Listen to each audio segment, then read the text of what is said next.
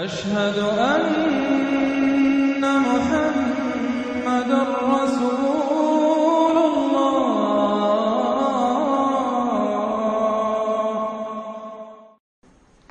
سورۃ الکوثر، اس پس منظر میں محمد الرسول اللہ کا ظہور ہو رہا ہے۔ یہ تین صورتیں جو ہیں اس نے پس منظر رکھا، ایک نے تاریخی، ایک نے ان کا معاشی اور اقتصادی، ایک نے ان کی اخلاقی اور مذہبی حیثیت۔ سورۃ الفیل وہ تاریخی واقعہ جو ہے، ظاہر بات ہے بہت بڑا واقعہ، اس کا بڑا چرچا ہوا ہوگا حضور کی بعثت کے ساتھ متعلق، لیکن دوسری طرف بیت اللہ اور اس کی وجہ سے قریش کو اس کے متولی ہونے کی وجہ سے جو امن حاصل تھا اور جو انہیں اللہ کی طرف سے روزی پہنچ رہی تھی۔ تیسرے ان کی اخلاقی پستی جس حد کو پہنچ گئی تھی، اس میں جب ظہور ہو رہا ہے محمد رسول اللہ کی نبوت کا، یہ سورۃ الکوثر، بسم اللہ الرحمن الرحیم، انا اعطیناک الکوثر فصل لربک وانحر ان شانئک ھو الابتر۔ اے نبی، ہم نے آپ کو خیر کثیر عطا کیا۔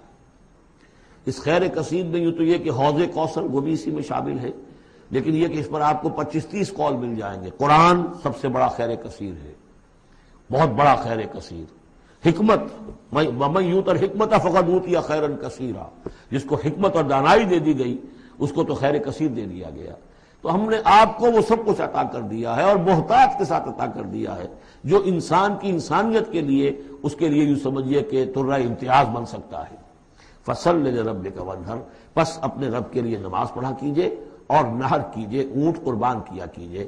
یہ گویا کہ عید الاضحیٰ کا نقشہ آ گیا۔ فصل لربک، پہلے ہم نماز پڑھتے ہیں دوگانا عید الاضحیٰ، اور پھر جا کر ہم قربانی کرتے ہیں وانحر ان شانئک ھو الابتر، یقیناً آپ کا دشمن ہی ہے کہ جو دم کٹا ہو جائے گا۔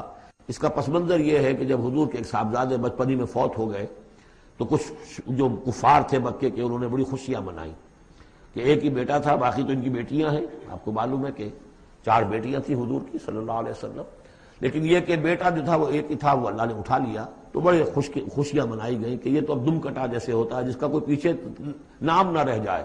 بیٹیوں سے تو نام چلتا نہیں، نام تو چلتا بیٹوں سے، تو اب ان کا تو کوئی تذکرہ ہی نہیں رہے گا، کوئی بات نہیں، جب تک یہ ہیں آگے کوئی نام لینے والا نہیں۔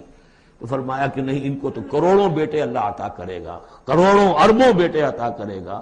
ہاں اے نبی، آپ کا دشمن ضرور ہے کہ جس کا نام لیوا کوئی نہیں رہے گا۔